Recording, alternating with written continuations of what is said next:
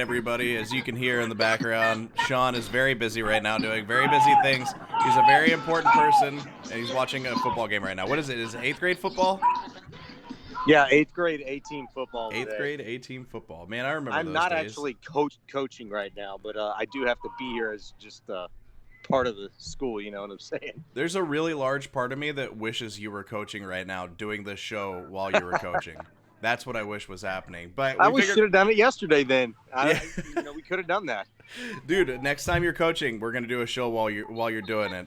We wanted to get a few things in to talk about this game, and we wanted to do a quick pregame show. I just got in from work. Shaun is still at work, but screw it. We're gonna bring you guys content whenever we need to bring you guys content, and we want to talk about what could potentially, hopefully. I've been praying to the baseball gods all day. I'm not going to change my clothes for a week. I haven't changed my clothes for a week. What could be and should be a closeout game in the World Series.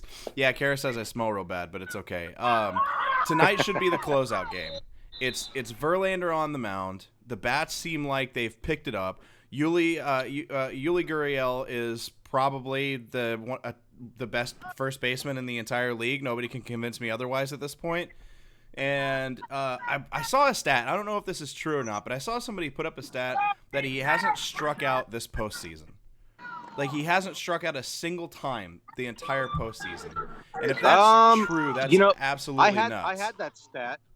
I had that same stat. I'd have to go back and look in this World Series. But if he hadn't struck out in the World Series, that's probably pretty accurate. He hasn't. That's really impressive. He hasn't struck out in the World Series. Yuli Gurriel, it's incredible what he's turned himself into, not just as a batter, but as a defensive first baseman. And we saw the last two games him have those sliding saves for the outs at first base, which is just absolutely incredible. But the whole team has picked it up. Bats have picked it up. Defense has picked it up. The pitching has looked better. And I really do think that this is going to be a tough game, and they're going to be a tough out because the Nationals are a good team. But I really do feel like this is the end. This is the last game in the World Series, and the Astros close it out at home tonight. And I couldn't be more excited about that. Yeah, I feel the same way too. People have been asking me all day about my score prediction, and I hate the whole score prediction, but I'm going to tell you it's probably going to be a low-scoring game and a very close game. I really wouldn't be surprised, as much as we've talked about, how good the bullpen has been for the Astros. How big they've stepped up with guys like Will Harris, even Ryan Presley the other night with a lower leverage situation, obviously, after the Astros blew that open. But they've done a really fantastic job. I feel really good about it. I wouldn't be surprised if tonight's one of those games, though, where they hemorrhage some runs. I wouldn't be surprised if Justin Verlander pitches his ass off and has one of the best games that we've seen from him this postseason, which – really wouldn't be saying a lot, because like 4 out of the last 5 games that he's pitched, he's given up at least 4 earned runs. I think it's a very low-scoring game. I think it's a really nice performance by JV tonight, and I think the Astros do pull this one out. I think they've got so much momentum. I think they've got the mojo. They just came back from a great business trip on the road. Now they want to take care of business and stay at home for the rest of the offseason.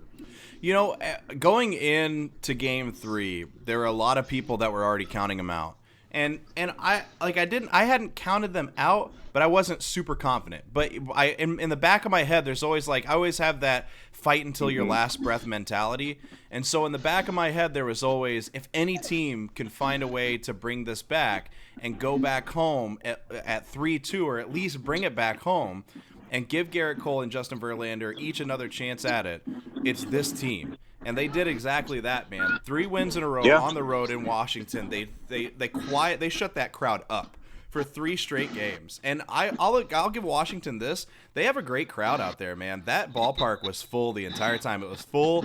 It was loud to start games, but the bats shut them up real fast. And one thing that's happened, and I think this is pretty common with the Astros in general, but one thing that's happened in this World Series is I feel like all of these games have been pretty much decided within the first 2 innings. Every single one of them, except for maybe game 1 wasn't really quite decided yet, but Game 2 was, Game 3 was, Game 4, Game 5. I feel like this game's going to be decided early, and it's going to be about who can jump out to the early lead. So normally, if the Astros score first, That's It's the over. decision. Yeah. The game is decided. The Astros will win that ball game. Didn't work out that way early in the series, but it certainly was the case in Mm-hmm. games 3, 4, and 5. I think that's the formula, right? I mean, that's probably the formula. You remember that football stat like that we talked about all the time during the Gary Kubiak era with the Texans? It's like if the Texans ran the ball at least 30 times, Yeah. they had like some stupid, insane record. Well, so did every other NFL team that's able to run the football 30 times. You know what I mean? It's like if you're able to score and go up by 2 or 3 runs early inside the first 4 innings, your chances, your win probability is probably really high. Yeah. But that is the Absolutely. formula for a lot of really good teams that have great pitching. And the Astros have great pitching, and they've also got great offense. What we Mm-hmm. haven't really seen, and it's extremely tough to do in the postseason, is them have to come back. Them Mm-hmm. have to really rally within a game. Score a couple of runs to tie, and get up by a couple of runs. In late in the game. We haven't had to see that. I don't want to see that tonight. I'm just saying. Mm-hmm. It's very difficult to do. Getting the lead early is absolutely key. Yeah, it really is. Now, okay, let's say we get into this situation. Let's say Verlander struggles again, let's say he just struggles for the first inning again, or maybe the first 2 innings, and the Nationals get out to an early lead. We'll just say they score 2 runs in the second inning, and it's 2-0. How do you feel moving forward with the way the bats have been? With the Nationals getting an early like 2-0 lead, 3-0 lead, because I feel pretty good about it. I'd like, to me, in games 1 and 2, because of how much we had seen guys struggle, guys like Bregman and Correa and Jordan. In games 1 and 2, we had seen them struggle all through the ALCS, or a couple of them all through the ALDS and the ALCS. But the last 3 games, everybody's kind of picked it up a little bit. Correa's still struggling a bit. Bregman's still kind of struggling a bit, but he's getting more pop on the ball. He's seeing the ball better. But the way Springer's made impacts, Altuve's made impacts. Jordan's finally hitting the ball well in this series. And if the Nationals do get out to the early lead, I'm not as afraid as I was in games 1 and 2. As I am in this game, because I really do feel like the bats are there, the guys are locked in, they're focused, and they can score runs if they need to.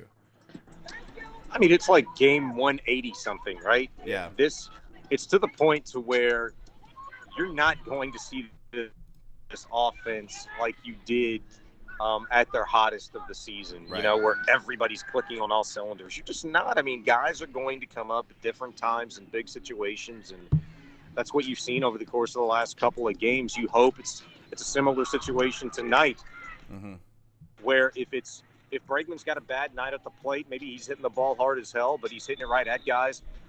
Maybe Altuve's doing the same thing. The other night he was rolling over on a lot of balls, just didn't really look like himself at the plate. But it was Jordan's night. Yep. And Chirinos came up big.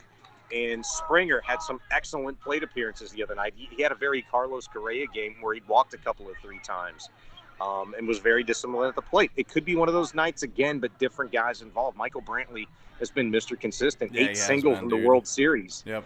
8 singles, I mean, nuts. He's like my number 2 guy for an MVP if the Astros are able to close this thing out tonight and win it in 6. Altuve's my 1, Brantley's my 2, Robinson Chirinos is my 3, and I could really argue hard for him as being a number 1 for a baseball guy if it was done and over with already. But they'll be fine. They've got the guys.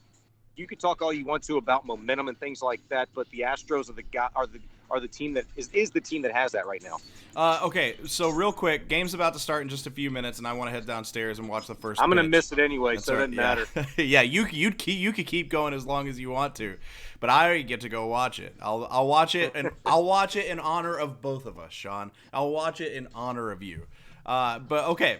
The one thing that's really, really been crazy throughout the World Series, especially the last 2 games, is Baseball Lawyer on Twitter. Have you seen his tweets? Please tell me you have seen his. I think you might have copied me on one of those or something like that the other day, or maybe I just saw one while you and I were tweeting back and forth. But yeah I've seen it. Yeah. Yeah, so the Astros lawyer, baseball lawyer, now tagged World Series lawyer. If he predicts another one correctly, I will assume that he is definitively from the future. I will kidnap him and I will get him to tell me all of his secrets, because it's ridiculous that he's predicted the last two games down to the player that was going to make the impact. Like, who in the hell calls for Bregman to have a big impact and then Yordan in back-to-back games the way he did? It's absolutely nuts. I don't know. That's nuts. Those guys, it's not that crazy. No, not overall, but with the way Bregman had been struggling. They literally walked Bregman the other day to get to Correa. That's happened 3 times this postseason, dude. 3 times, and it was about time he slapped him in the face. It was, yeah, absolutely, it was. You Sorry, they didn't walk Bregman to get to Correa. Who did they walk to get to Bregman? Was it Brantley that they walked to get to Bregman? Well, what's been the lineup? It's been Springer, different. Brantley, Altuve. Well, no, it's been Bregman. No, I'm pretty sure it's been in the World Series. The last few games, it's been Springer, Altuve, Brantley, Bregman. So I think they walked Brantley to get to Bregman. Yeah. It doesn't matter. They walked somebody to get to Alex Bregman, and you made him freaking pay for it with a grand slam. I want to see a big impact from one of these two guys tonight. This is the last thing I'll say. When it comes to the bats, especially, because these guys are both always good in the field, I want to see a huge impact from either Bregman again or from Carlos Correa. They need one of those guys to make a big impact with their bat tonight if they're going to take this game and if they're going to go ahead and close it out. You got Bregman, who's a freaking MVP guy, and you've got Carlos Correa, who is as incredible as he is, but both guys have struggled at times. One of these, they don't both need to do it, but one of these guys needs to show up big. I would love for it to be both of them. But if I had to choose one, honestly, between Bregman and Correa, if I had to choose one of those guys, I have the moment already. We put that game out of reach the other night with the grand slam. Carlos Correa's had flashes here and there, but I'd really like for him to do something special in front of the home crowd tonight, along with JV. Put the icing on the cake of a career that has been phenomenal. Win your first World Series start and win your second ring in 3 years with the Houston Astros. Get that thing done tonight if you're JV. Was Sunday night Garrett Cole's last game as a Houston Astro? No, they're going to sign him. They'll find a way. You think so? Okay, well, that's something that we are going to talk about either tomorrow night or Thursday night, whenever this World Series is over. Hopefully we're talking about it tomorrow night at 9 o'clock. Shaun and I will do the Waste of Talent. We'll do a full show. We'll talk about the Texans sneaking out a win on Sunday. I didn't get to watch the whole thing, but, man, they really snuck away with one. We'll also talk about the impact of J.J. Watt being done for the season, and we'll talk about the future of Garrett Cole as an Astro. Ooh.